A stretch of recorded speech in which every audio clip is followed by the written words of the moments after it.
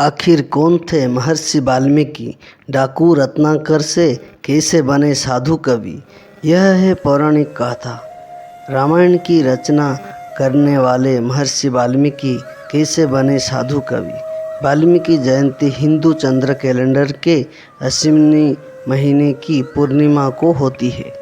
वैसे आप सब ये तो जानते ही हैं कि महर्षि वाल्मीकि ने रामायण की रचना की है और उनके आश्रम में भगवान श्री राम की पत्नी देवी सीता ने अपने दोनों पुत्रों को लव और कुश को जन्म दिया था।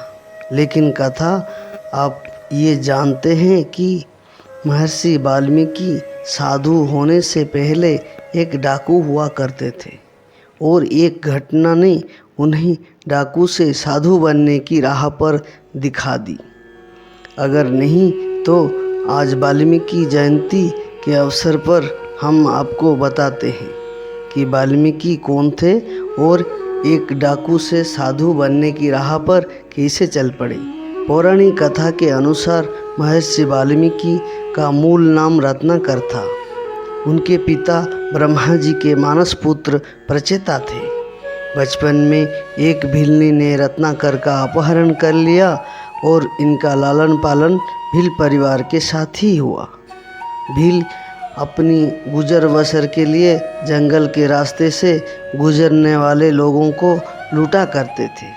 रत्नाकर का विवाह एक सुंदर कन्या से हुआ था।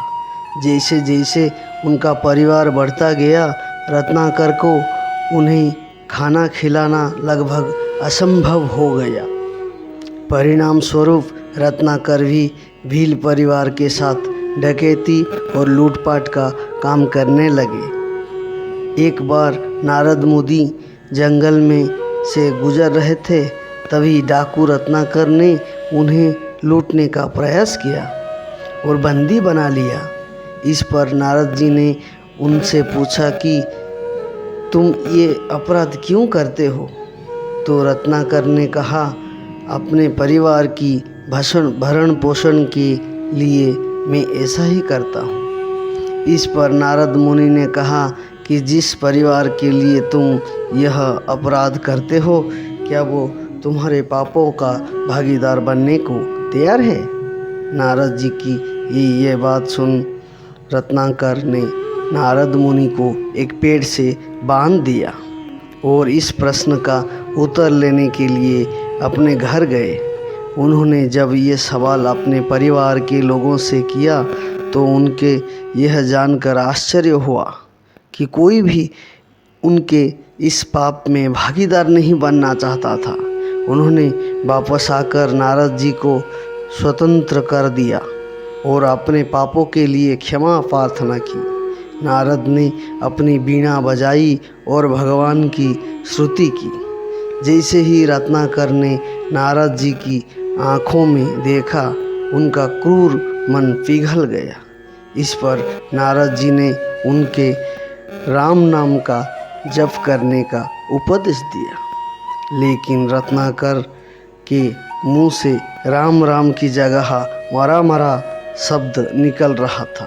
तब नारद मुनि ने कहा, तुम मरा मरा ही बोलो, इसी से तुम्हें राम मिल जाएंगे। इसी शब्द का जाप करते हुए रत्नाकर तपस्या में लीन हो गए। तपस्या में लीन हुए रत्नाकर के शरीर पर कब दीमकों ने बांबी बना ली, इसका पता उन्हें नहीं चला। उनकी इस तपस्या से प्रसन्न होकर ब्रह्मा जी ने उन्हें दर्शन दिए और उनके शरीर पर बनी बांबी को देखकर रत्नाकर को वाल्मीकि का नाम दिया। तब से उन्हें वाल्मीकि नाम से जाना जाता है। साथ ही ब्रह्मा जी उन्हें रामायण की रचना करने की प्रेरणा भी दी। ऐसे लिखा संस्कृत का पहला श्लोक। महर्षि वाल्मीकि एक बार एक क्रौंच पक्षी के जोड़ों को निहार रहे थे, जो कि प्रेम करने में लीन था। उन पक्षियों को देखकर महर्षि काफ़ी प्रसन्न हो रहे थे और मन ही मन सृष्टि की इस अनुपम कृति की प्रशंसा भी कर रहे थे। लेकिन तभी एक शिकारी का तीर उस पक्षी जोड़े में एक पक्षी को आ लगा, जिससे उनकी मौत हो गई। यह देख महर्षि को बहुत क्रोध आया और उन्होंने शिकारी को संस्कृत में ये श्लोक कहा, माँ निषाद प्रतिष्ठा तय गम गम श्वासतिह समः यत्क्रंचमिथुनादेकम अवधिह काम मोहितम। मुनि द्वारा बोला गया यह श्लोक ही संस्कृत भाषा का पहला श्लोक माना जाता है, जिसका अर्थ था कि जिस दुष्ट शिकारी ने प्रेम में लिप्त पक्षी का वध किया है उसे कभी चैन नहीं मिलेगा। लेकिन ये श्लोक बोलने के बाद वाल्मीकि सोचने लगे कि आखिर ये उनके मुंह से कैसे और क्या निकल गया। उनको सोच में देखकर नारद मुनि उनके सामने प्रकट हुए और कहा कि यही आपका पहला संस्कृत श्लोक है। अब इसके बाद आप रामायण की रचना करेंगे। उस संस्कृत श्लोक के बाद महर्षि वाल्मीकि ने ही संस्कृत में रामायण की रचना की और उनके द्वारा रची गई रामायण वाल्मीकि रामायण कहलाई। नोट कीजिएगा, उपरोक्त दी गई जानकारी व सूचना सामान्य उद्देश्य के लिए दी गई है। हम इसकी सत्यता की जांच का दावा नहीं करते हैं।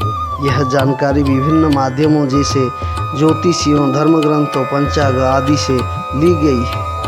इस उपयोग करते वाले की स्वयं की जिम्मेदारी होगी।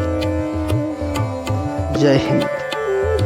अगर वीडियो अच्छा लगा चैनल को सब्सक्राइब